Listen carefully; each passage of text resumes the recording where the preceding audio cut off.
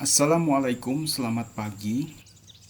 Kali ini kami ingin membahas buku yang sangat menarik, Google Leaks.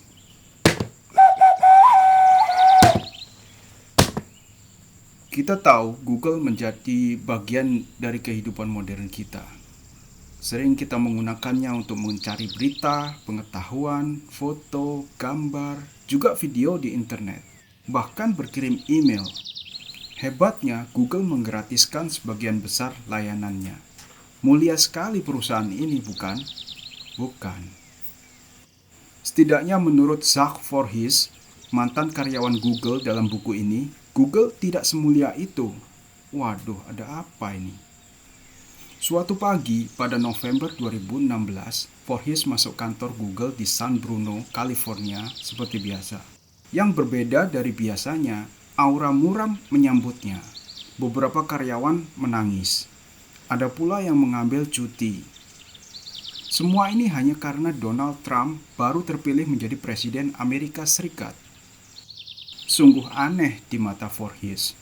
Bukankah dalam demokrasi kandidat menang atau kalah itu sudah biasa?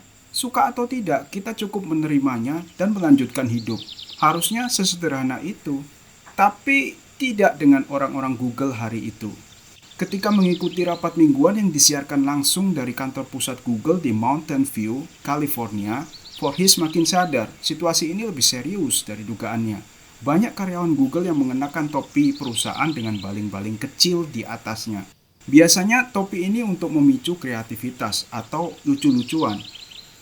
Tapi hari itu tidak ada yang terlihat lucu bagi Voorhees. Dalam rapat, Sergey Brin, salah satu pendiri Google, dan Ken Walker, wakil presiden perusahaan, terang-terangan menyindir kemenangan Trump. Seorang karyawan tanpa tedeng aling-aling kemudian bertanya, apa yang bisa perusahaan lakukan untuk mengatasi misinformasi dan berita-berita palsu yang menguntungkan Trump? Sundar Pichai, CEO Google, menjawab bahwa inilah kesempatan untuk mempercepat proyek sistem machine learning dan artificial intelligence atau AI milik Google. Sebab sejauh ini sistem tersebut efektif membendung penyebaran hoaks. Voorhees segera mencium gelagat buruk. Menurutnya, pembesar-pembesar Google sedang menyiapkan penyensoran yang dibungkus dengan kampanye anti-hoaks. Namun, Voorhees tidak memiliki bukti apa-apa. Maka dari itu, dia mulai melakukan investigasi. Untungnya, Google adalah perusahaan yang transparan. Sebagian besar dokumen internalnya dapat diakses oleh karyawan-karyawannya. Voorhees pun mulai mengubek-ubek kata kunci berita palsu. 5 temuan awalnya terdiri dari 4 berita yang mengkritik Hillary Clinton dan 1 berita yang mendukung Trump. Voorhees curiga, sistem Google memang dibuat untuk menguntungkan Clinton. Tapi bagaimana sistem baru Google sebagaimana yang disebutkan oleh Pichai bekerja? Pada bulan-bulan awal kepresidenan Trump, Voorhees menemukan dokumen tentang sistem yang sedang dirancang oleh Google. Mereka menyebutnya Machine Learning Fairness. Tidak ada masalah dalam nama itu, bahkan terdengar keren. Kita tahu Machine Learning adalah algoritma yang membuat mesin mengolah data dan belajar mengambil keputusan sendiri dengan meniru pola-pola yang dilakukan manusia. Sedangkan fairness, maksudnya meski sistem Google belajar meniru keputusan-keputusan manusia, tapi ia tidak menggunakan prasangka atau bias ala manusia. Sistem machine learning yang adil ini digadang-gadang mampu mengoreksi ketidakadilan algoritmik. Wah, apalagi ini? Berdasarkan salah satu dokumen yang dibaca Voorhees, contoh sederhananya begini. Jika pencarian kata kunci CEO menghasilkan lebih banyak foto pria daripada wanita di halaman hasil penelusuran, itulah ketidakadilan algoritmik. Sebab, hasil semacam ini cenderung merugikan perempuan dan tidak bagus untuk wacana kesetaraan gender. Dari sini, Voorhees kembali tak habis pikir. Yang benar saja, bagaimana kalau faktanya memang ada lebih banyak CEO laki-laki ketimbang perempuan?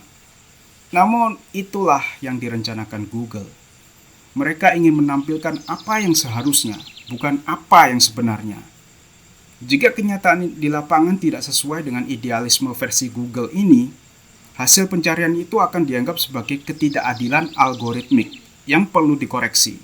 Lantas, bagaimana dengan situs-situs web yang tidak sejalan dengan idealisme ini?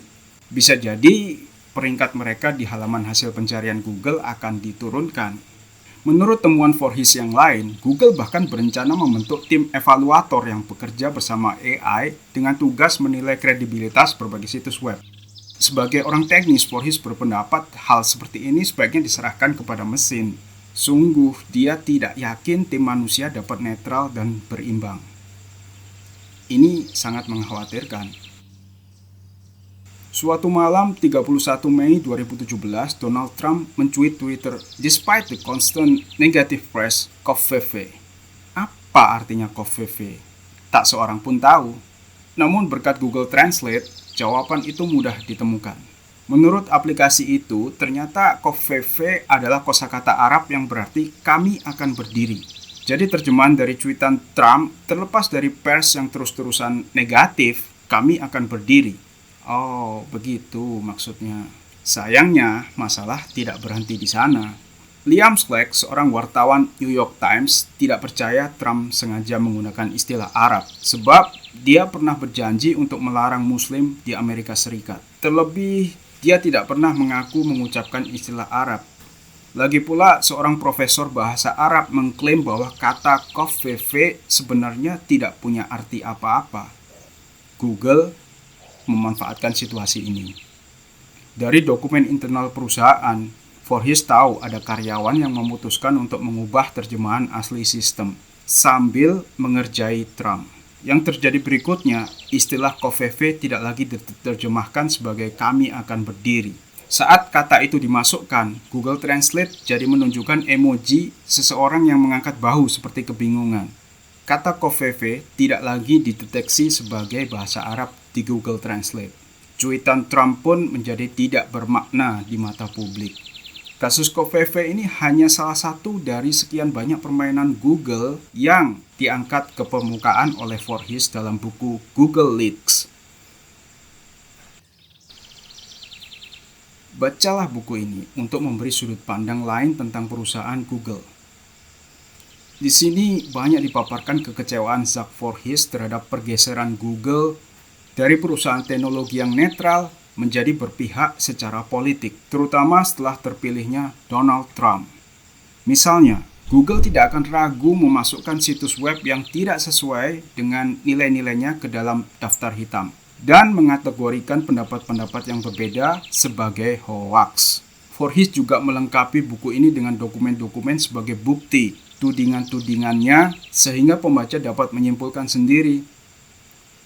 Urusan ini sebenarnya berbuntut panjang, sampai kediaman Voorhees digerebek polisi. Ya, tidak heran juga. Sebagai perusahaan teknologi raksasa, Google tentu mudah saja menemukan siapa yang dengan pola tertentu mengakses dokumen-dokumen internalnya lalu membocorkannya ke publik. Tapi menariknya, buku ini tetap terbit, bahkan dijual pula di Google Play Books. Terima kasih sudah menonton. Bila video ini dirasa bermanfaat, jangan lupa klik like, subscribe bagi yang belum, dan bunyikan loncengnya agar mendapat notifikasi setiap kali channel Warung Fiksi update. Ada pertanyaan atau diskusi? Ketik di kolom komentar. Sampai bertemu di video-video Warung Fiksi berikutnya. Wassalamualaikum.